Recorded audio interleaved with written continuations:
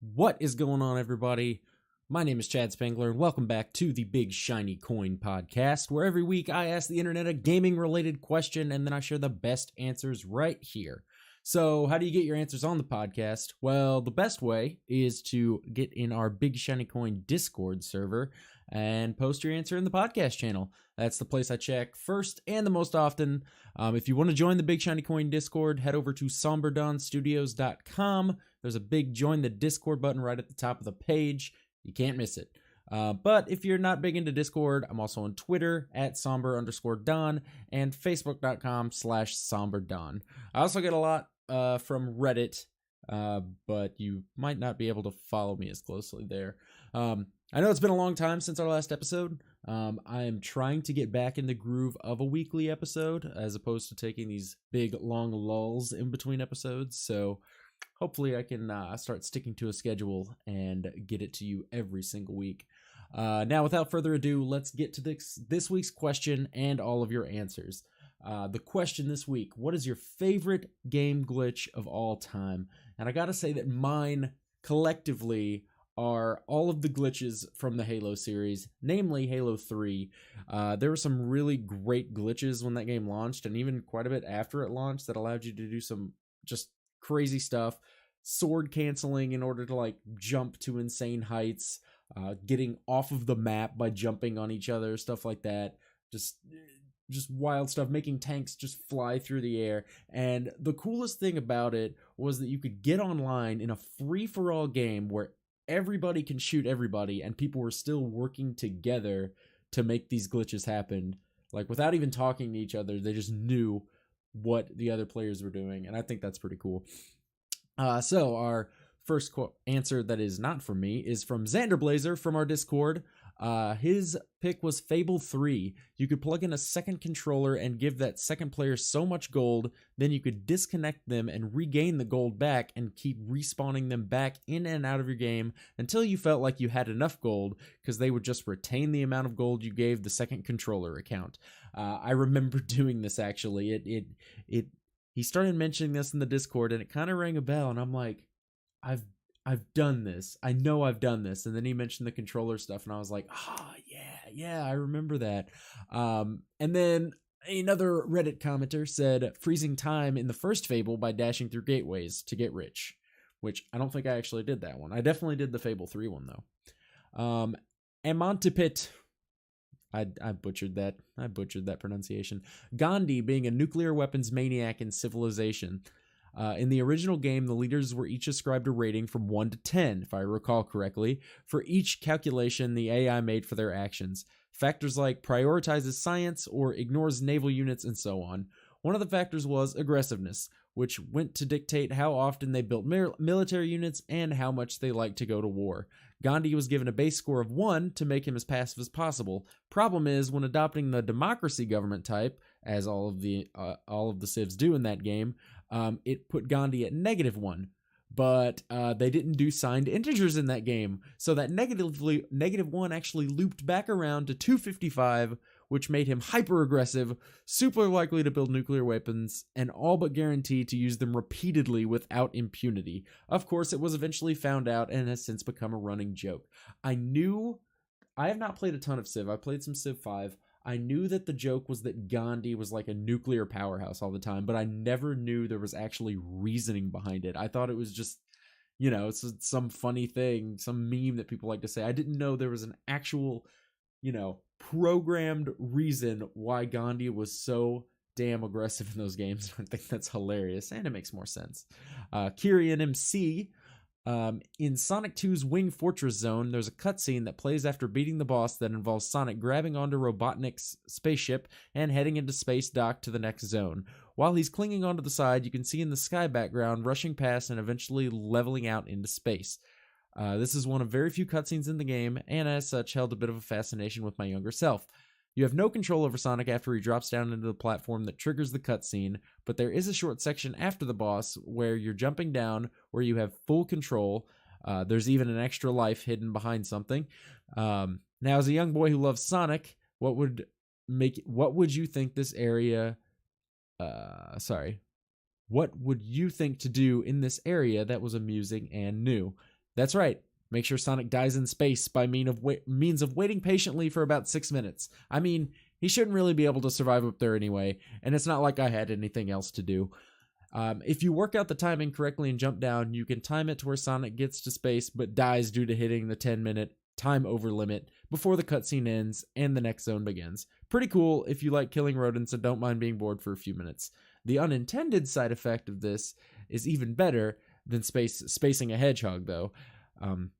As you've died during the cutscene, before you got to the next zone, the game sends you back to your last checkpoint, or the beginning of the level.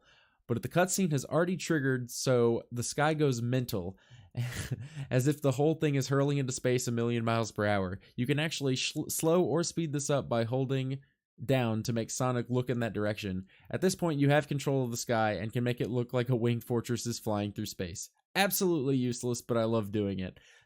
And if you're a Sonic fan and didn't know about this, I can guarantee you'll want to try it.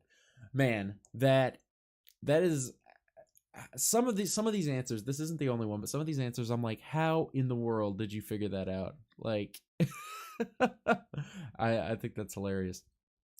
Born Again Cyclist says, "Can we go that way? Why not? Because there's a giant mountain in front of us.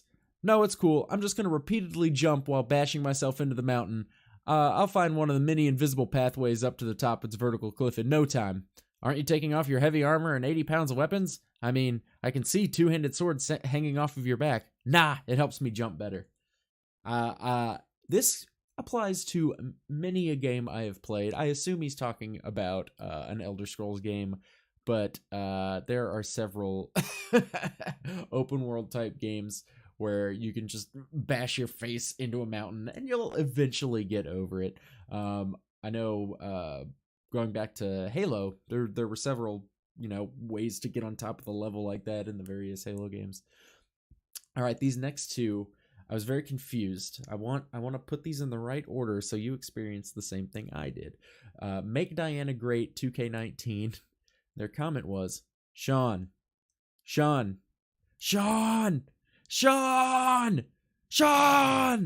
I'm like, all right, what the hell does that mean? I have no idea. And thankfully, another commenter said, the Heavy Rain Sean glitch. So apparently, what you can do is glitch a cutscene in Heavy Rain to where the person has the line that says, Sean, very enthusiastically. And you can glitch that to where he just never stops saying it. So you're running around everywhere, doing your stuff, and you're just, Sean! I think that's pretty great. Ochima says, GTA 5 swing set glitch, hands down. And another user explained that involves taking a car and ramming it under a swing set. It launches you like a cannonball from the gods. Weirdly enough, even though I played a lot of GTA, I played Vice City, a little bit of San Andreas, 4, 5, and I never knew about that glitch. Apparently, it's one of the more popular ones, and I never knew about that specific one. I knew about other ones, but not that one. Crackers Don't Matter says, that's an interesting name there. In Vanilla Unpatched Oblivion, I accidentally turned the Mages Guild headquarters into a perpetual war zone between infinitely spawning mages and guards. First, I attacked my own camp summon to fill a soul gem, causing it to turn aggressive against me. It shot a fireball at me, which I dodged, but it hit a random NPC behind me. That caused the NPC to attack my scamp, but not me. When that NPC attacked my summoned scamp in self-defense, nearby guards viewed that as an unprovoked attack. Guards attacked the NPC, which every other single NPC saw as an unprovoked attack from the guards. That caused more guards to attack the NPC, etc. The whole thing spiraled out of control. Since both groups spawned infinitely, it never ended. Every time I visited the Mage Guild headquarters from that point on, the place was littered with corpses, and there were always a handful of guards fighting some mages. This bug was easily the most memorable thing about Oblivion for me. I love it. Just like, oh, hey guys, I'm coming into town to do, God, you guys are still fighting. Okay, I guess that makes sense. I collect plugs. Do you know? Ocarina of Time has some fantastic glitches. My favorite is probably the super slide. You drop a bomb, backflip, then roll into the bomb right as it explodes while mashing A. And if you've done it just right, you'll slide backwards at insane speeds. I've known about some Zelda glitches. I recently watched a few Breath of the Wild speedruns, and my God, some of the things people have discovered you can do in Breath of the Wild glitch wise is just I watched a person who I think was going for a world record with no gear just cut down a tree, freeze the tree using a rune, and when you freeze something using the rune in Breath of the Wild, it keeps all of its momentum. So they froze the tree, bashed the crap out of it, jumped on it, and just rocketed themselves across the entire map to the castle. It was amazing, and I'm like, oh my God, the amount of time it takes to perfect those things, like the angles and everything. Yeah, it was impressive. Alvaron says in Spider-Man, the 2000 game, during the opening narration by Stan Lee, if you mash the pause button, the narration would get out of sync with the cutscene. It was supposed to be done by the time the player gained control of Spidey, but if you did the glitch, then you'd be swinging around beating up bad guys while Stan Lee is telling you what to expect in the game. I love it. That sounds kind of like a Morgan Freeman narrating your life scenario, except with Stan Lee. So even better. Coinstamp 180 from the Discord. Says, I personally find Gib glitches hilarious. Fallout 3 or New Vegas are the most memorable, but there are other games with Gib's glitches. Basically just a bunch of entrails and organs forming into a fully talking face. That is terrifying. I think I've seen an image of what he's talking about, and it's something to behold. Jeff Ewing says, I'm not sure if this qualifies, but in the original Deus Ex, the cutscenes were handled inside the game. That is, they were not recorded sequences, but scripted. At one point, you investigate a secret undersea facility, and then when you're just about through, a sub-boss calls you out. In my playthrough, I was almost out of ammo, and rather worried about potentially fighting this guy. So, as soon as he appears, I lob a grenade / proximity mine at his feet. Rather to my surprise, a cutscene ensues where he starts to explain various plot points until he is interrupted by an explosion of my grenade. I have seldom been as delighted as I was with the game. I just picture this boss stepping up and starting to monologue and just, well, I'm going to do this to you and you shouldn't have crossed, oh God, and just like exploding like, what the hell? I'm trying to monologue here. Give me a break. I Hate Traveling says, cloning in Pokemon Gold and Silver. You switched off your Game Boy while saving the game after doing a certain action, and when you opened it again, you had a full lineup of the same original Pokemon. It was pretty useless by itself, but if you gave an item to your Pokemon to hold, it would get cloned as well. And that was more than worth the hassles. Rare candies for days. I don't think I actually used that one. I probably did. If you know what, I probably did. If there was something in the original, like, 3 generations of Pokemon, I probably did it. This is one that I know very well. Goatman 2112 2112. I can't believe I just said 2112. God, Goatman 2112. Did you ever hear the tale of Missing No? I thought not. It's a story a gym leader would tell you. It's a hack legend. Missing No was a glitch so powerful that it could hack the data of a game to give you near infinite items. It could give you so many Master Balls and rare candies. The hacking community can give you incredibly powerful Pokemon. The downside was that it did corrupt your Hall of Fame and your records. It's ironic to give you the power to easily defeat the Elite Four, but not view who defeated them. Little Star Wars in there. I mean, as soon as I saw a Pokemon glitch that had to do with Star Wars, I'm like, well, I have to share this answer, right? So yes, probably everybody listening knows this, but the Missing No cheat in Pokemon Red and Blue and Yellow, I think it was in Yellow as well, where you talked to a dude in, I think it was Pallet Town, and then flew to Cinnabar Island, went up and down the coast, and you could just spawn an infinite item. But if you actually caught Missing No, it messed up your game real bad. Now, one other commenter kind of got into specifics, and I didn't know. I thought Missing No was just kind of a random thing. Like, you would you'd catch it and just something random would happen. But no, apparently it was very structured. There were like 30 something different missing no's you could catch or something like that, and different things happened depending on which one you caught. I had no idea it was that structured, but apparently it is. And now I kind of want to boot up Pokemon Red again just to see what they're talking about. I'll probably just read a really long wiki article about it and get way too into it. Ramiel4654 says, long ago when I played Star Wars Galaxies, there were titles you could earn in the game. Well, at some point, people figured out that you could give yourself whatever title you wanted by entering the proper string of commands.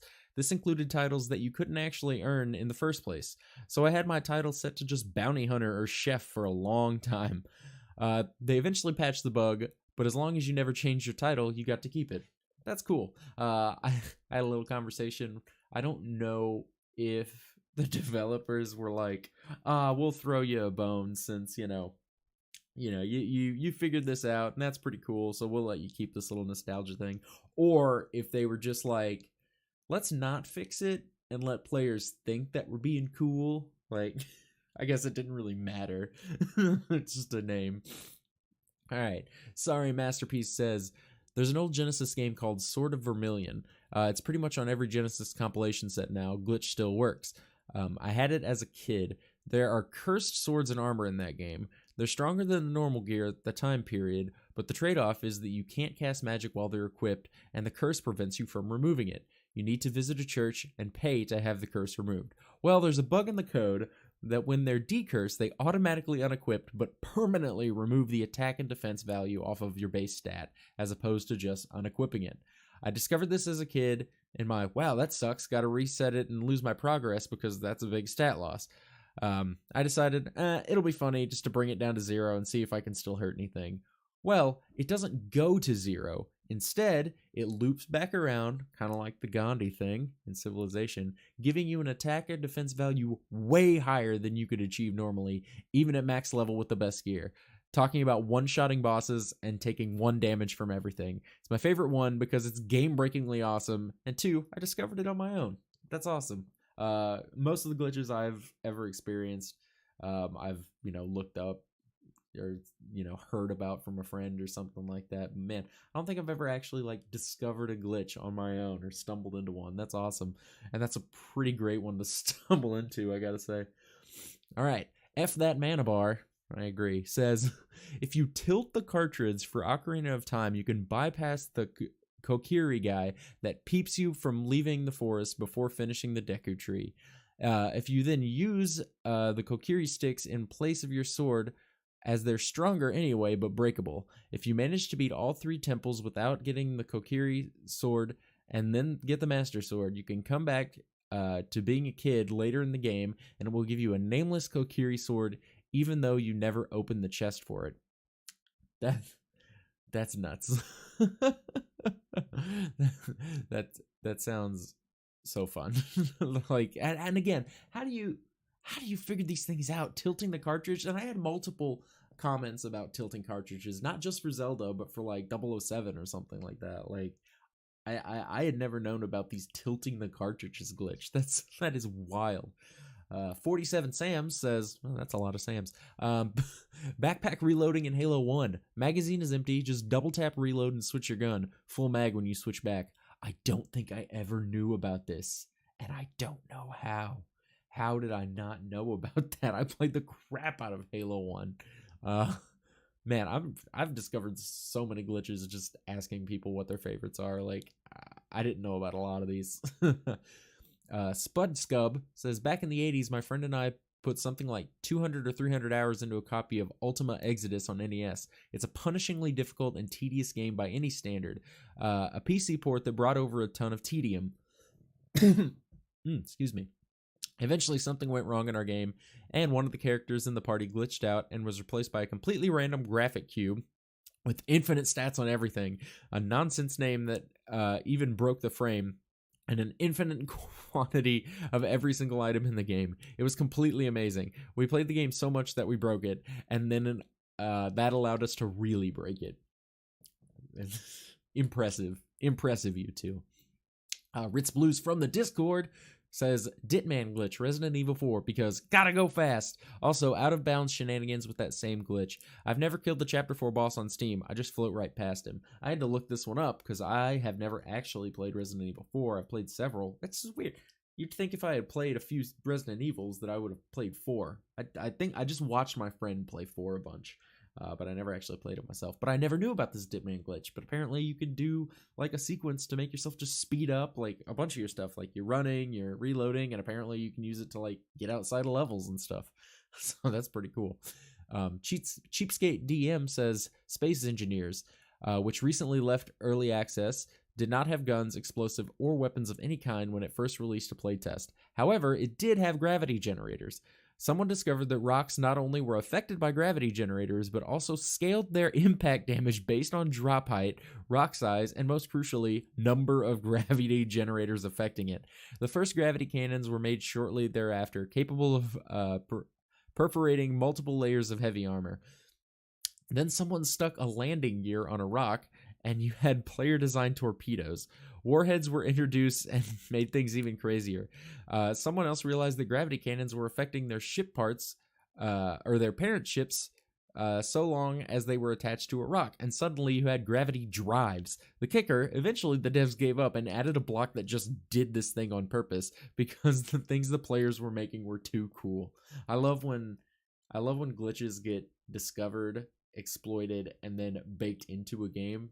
That's so awesome. Like, it just, well, we didn't intend the game to be what this is, but y'all seem to be having fun, so okay. The Pharaohs says, not a glitch by the devs, but there's a mod for Skyrim called Sit Anywhere. It has an unusual bug when using another mod called Asus, in which every time you sit, a smaller scaled cow spawns nearby. It's my favorite because it's probably the most unusual, seemingly random bug I've ever witnessed. Like, how do those two files even create such a glitch to begin with? Excellent question. Also, who discovered that? Well, I suppose if you had both of those mods, it would be pretty easy to discover because one is called Sit Anywhere, and when you have a mod called Sit Anywhere, you want to sit anywhere.